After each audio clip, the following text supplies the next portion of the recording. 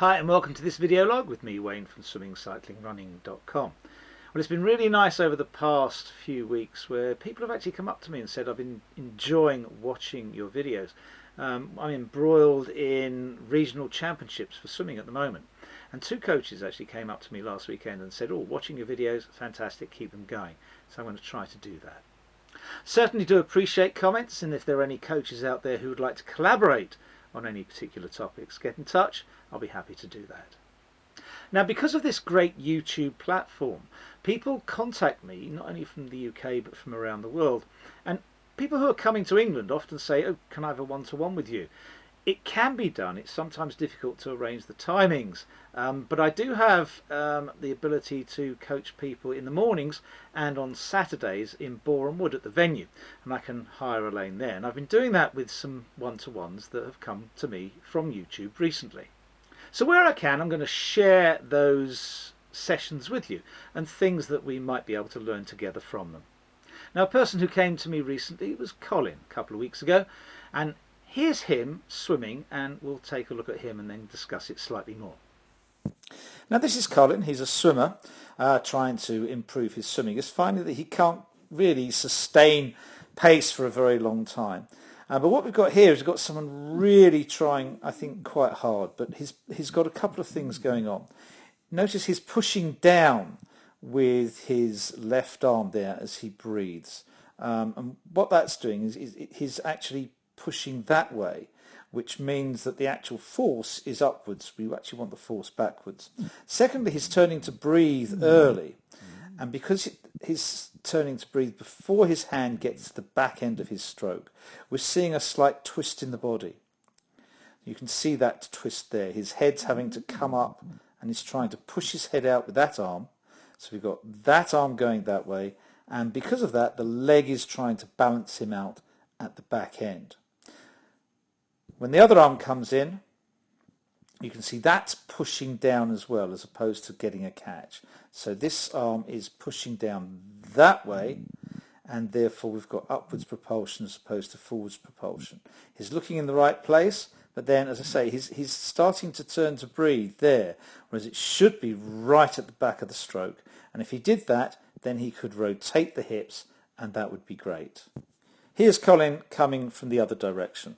And you can see everything's just a little bit rushed, with this arm pushing out to the side, and you can see all the bubbles, and that's a straight arm. We really want the catch position to be got there. And when the other arm comes in, you can actually see that hand pointing effectively down and him pushing down with it.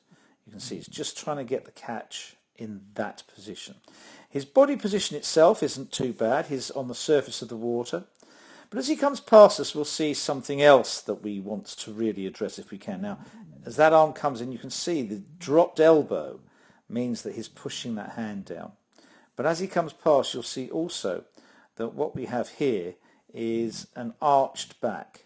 You can see that back is arched away from the surface. He's not holding his spine straight.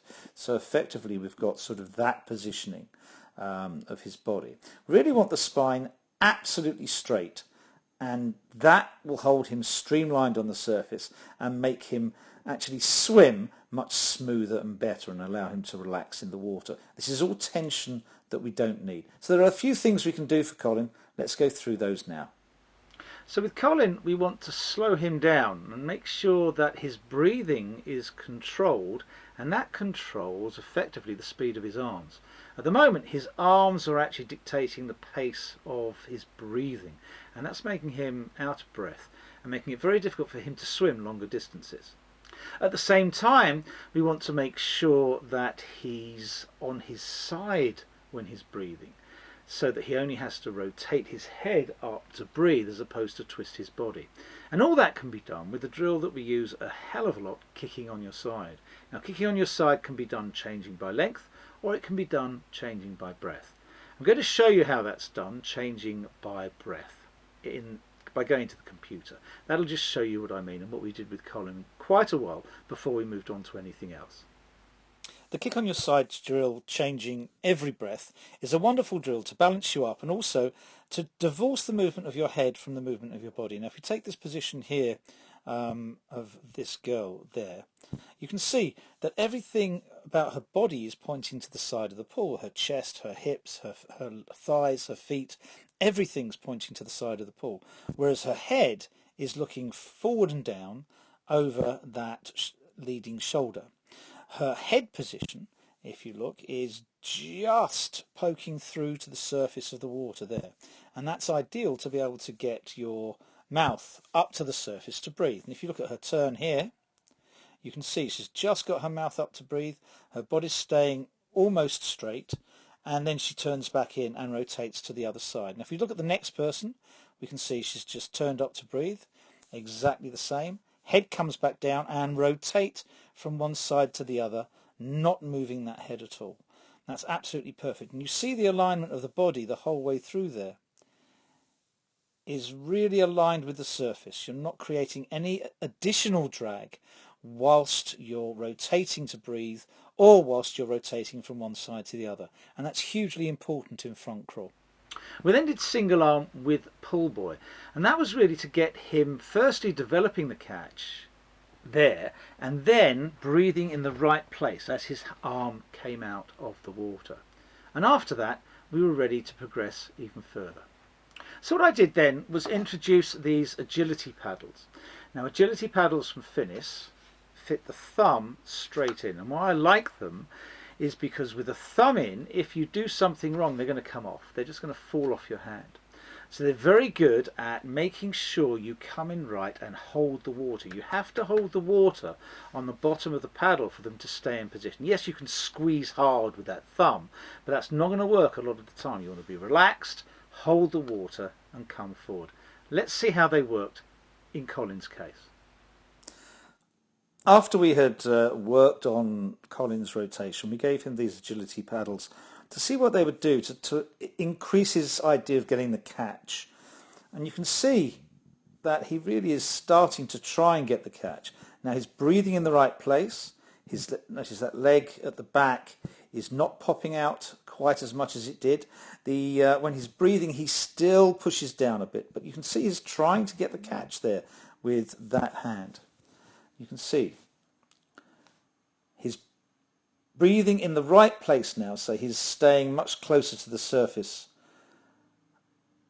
of the water. You can see those hips just about broaching the surface, which is quite nice.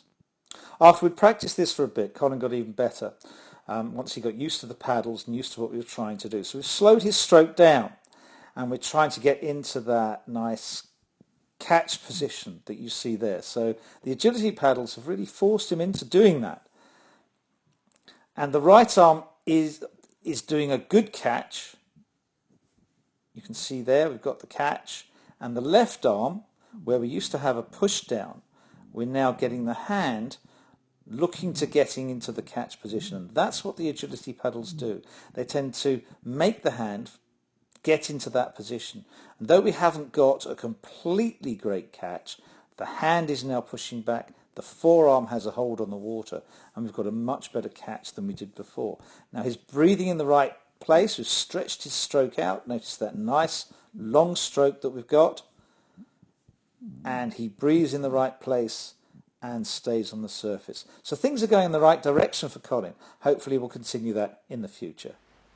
So you can see there, we now have a swimmer who's really nice and long, actually moving into that catch and breathing in the right place. So we've got a swimmer who's actually becoming quite a lot smoother than he was at the beginning. He's therefore much more prepared to swim longer distances because he won't be getting out of breath. And that's hugely important for triathletes, especially in open water. You really do want to stretch out and make sure that your breathing is dictating the movement of your arms, the speed that your arms are moving. If you go the other way round and your arms are dictating the speed of your breathing, you'll easily get out of breath. And in open water, that's not a recipe that you really want to enjoy. So even in one session, things can actually get a lot better. Hopefully Colin will come back and we'll see him again and we'll actually improve even further. But if you want to make that type of improvement in your catch, the agility paddles can really help because they do tend to make you do that movement. and I think anyone can actually benefit from that. Now, we're not using them as a resistance tool, although they do add a touch to resistance. We're using them as a corrective tool, and that's the way I think most people should be using paddles. Very few people need to use paddles as resistance. We're not trying to build massive shoulder muscles, we're trying to correct stroke. That's hugely important. Okay, hopefully that's been useful for you. If you like it, please press that like button, and of course do subscribe. Thanks very much for watching. If you need to get hold of me or you want a one-to-one, just get in contact. I'll be happy to see what we can do. Thanks very much for watching. Enjoy your training.